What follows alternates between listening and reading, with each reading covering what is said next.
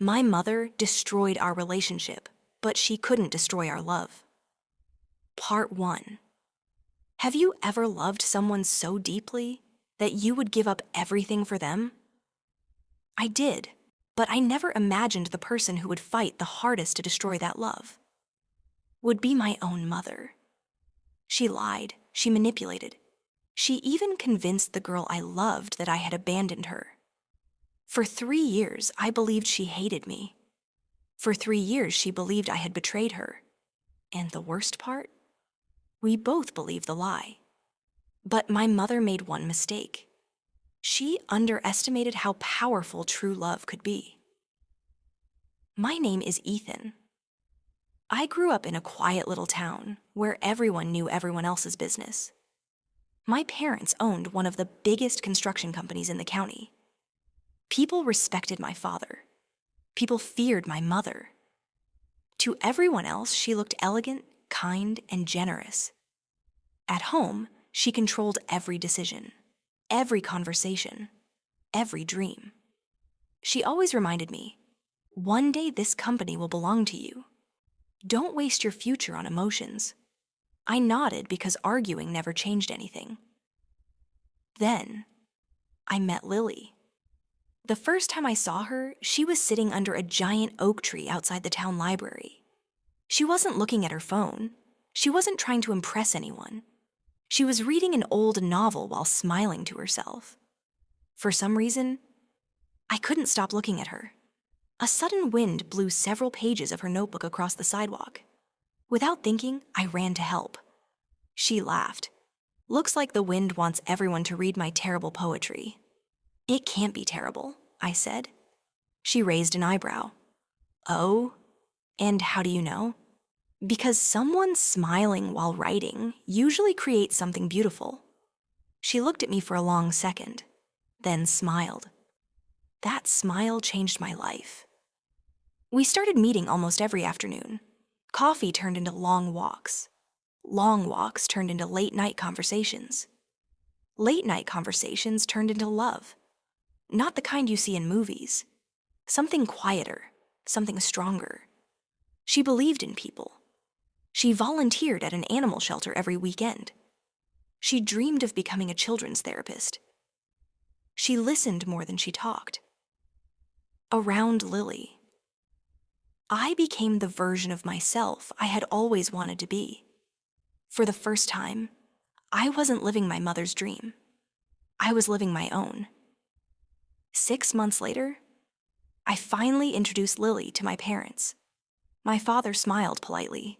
He asked about her studies, her family, her future plans. Everything felt normal until my mother spoke.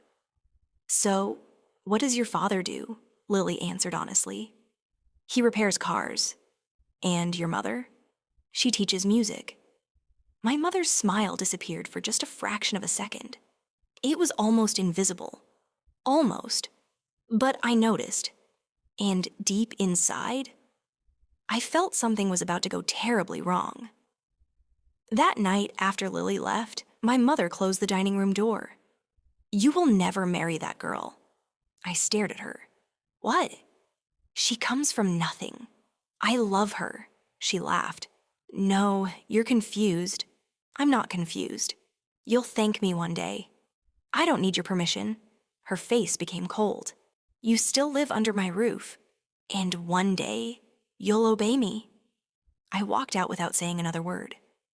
I had never spoken to my mother like that before. I didn't realize she had just declared war.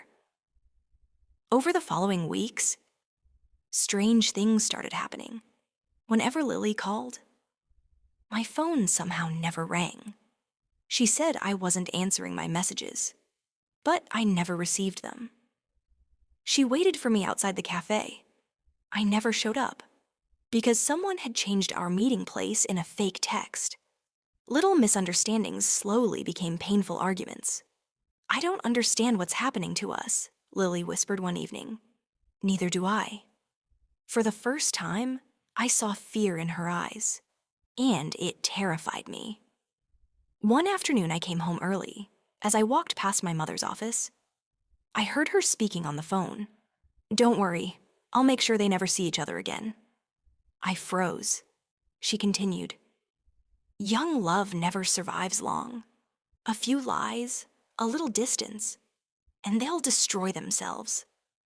My heart started pounding. I quietly pushed the door open. My mother looked up. For 1 second, neither of us said a word. Then I noticed something on her desk. Lily's handwritten letters. Every single one she had told me she mailed, still unopened. My mother hadn't just disapproved of our relationship. She had stolen our future, one letter at a time. And in that moment, I realized the woman I trusted all my life had become the greatest enemy of my happiness. My hands started shaking. I picked up one of Lily's letters. It was still sealed. The date on the envelope made my stomach drop. Almost 8 months earlier. There wasn't just one letter. There were dozens. Some were tied together with a ribbon. Others had small tear stains on the paper. My mother had hidden every word Lily had ever tried to send me. Slowly, I looked up. How could you? She didn't even try to deny it. I did what any good mother would do. No, I whispered. You destroyed 2 lives. She folded her arms. I saved yours. I slammed the letters onto the desk. You don't get to decide who I love. For the first time in my life, my mother looked genuinely angry. If you walk out that door to find her, don't come back. Silence filled the room. I looked at the woman who had raised me. Then I quietly replied, if loving Lily means losing this house, I'll leave. Without another word, I packed one suitcase. By sunset, I no longer had a home. Finding Lily should have been easy, but it wasn't. Her apartment was empty. The landlord told me she had moved away months ago. No forwarding address, no phone number, nothing. It felt as if she had disappeared. Every day after work, I searched. I visited every cafe we had loved, the library where we first met, the park where we dreamed about our future. Nothing. Weeks became months. Months became years. Life became difficult. Without my family's money, I worked wherever I could. Construction sites, warehouses, night shifts. Sometimes I slept in my old car, but every evening, I opened the same small box. Inside were Lily's letters. I read them over and over.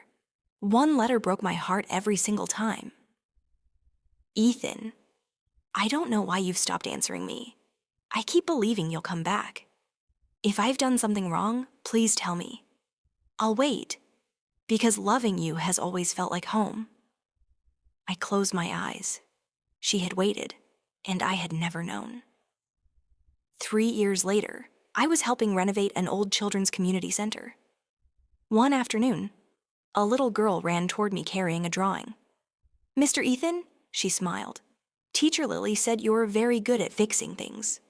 My heart stopped. Teacher Lily.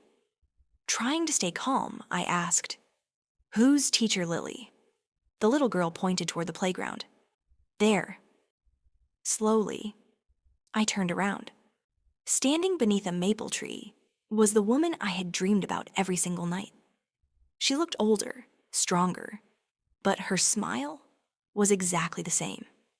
For a moment, the entire world disappeared. Then she looked up. Our eyes met. The smile vanished from her face. Tears instantly filled her eyes. She whispered only one word. Ethan. I started walking toward her. She didn't move. Neither of us knew what to say. 3 years of pain stood between us. Finally, she spoke. You left. I shook my head. I never did. I wrote to you. I know. You never answered. I never received them. Confusion covered her face. Slowly, I opened my backpack. Inside, I carried every single one of her unopened letters. She stared at them in disbelief. One by one, I placed them into her hands. I found them. They were hidden. She looked at the familiar envelopes. Her fingers began trembling. "No," she whispered. "No." She opened the first letter, then the second, then the third. With every page, the truth became impossible to ignore. Tears streamed down her face. "I thought you stopped loving me. I thought you hated me." They stood there in complete silence. Then, without saying another word, Lily ran into my arms. For the first time in 3 years, neither of us was crying because of heartbreak. We were crying because the truth had finally found us. But neither of us knew. Someone else had been watching from across the street, inside a black car. My mother lowered her sunglasses. She had followed me, and the look in her eyes said only one thing. She wasn't finished yet. The next morning, my mother came to the community center. She looked at Lily, then at me. For the first time in my life, she wasn't angry. She was afraid. "I only wanted the best for my son," she said quietly. I looked into her eyes. The best for me was never money. It was her. Lily gently squeezed my hand. My mother lowered her head. I was wrong. Those 3 words were harder for her to say than anything else. Weeks passed. Slowly, my father helped heal the broken relationship. My mother apologized to Lily and her parents. Not everyone forgave her immediately. Some wounds need time, but forgiveness begins with truth. A year later, on a warm spring afternoon, Lily walked toward me in a beautiful white wedding dress. The same smile that had captured my heart beneath the old oak tree was still there. As we exchanged our vows, I realized something. Real love isn't proven when everything is easy. It's proven when every obstacle tries to tear 2 hearts apart. And they still choose each other. Our families stood together. Some cried, some smiled. Even my mother wiped away tears as she watched us say, "I do."